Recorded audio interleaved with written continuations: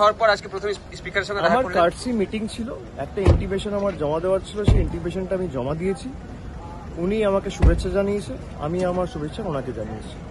পুরোপুরি সৌজন্য সাক্ষাৎ ছিল, এর বাইরে কিছু নয়। আজকে নৈশ ভোজে যাচ্ছেন, রাহুল গান্ধী আপনাকে ফোন করেছিলেন? হ্যাঁ, আমি যাব। এসআইআর নিয়ে কোনো কথা হলো স্পিকারের সাথে?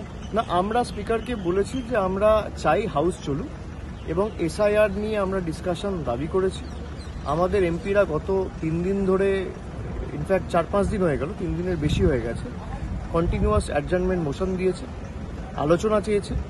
কেন্দ্রীয় সরকার অ্যালাউ করছে না। স্পিকারকে বলেছি আপনি দরকার হলে সরকারের সাথে কথা বলে এসআইআর নিয়ে আলোচনা দিন। সরকারের যদি লোকানোর কিছু না থাকে আর সরকার যদি ভয় না পায়, তাহলে আলোচনা কেন আপনারা এড়িয়ে যাচ্ছেন?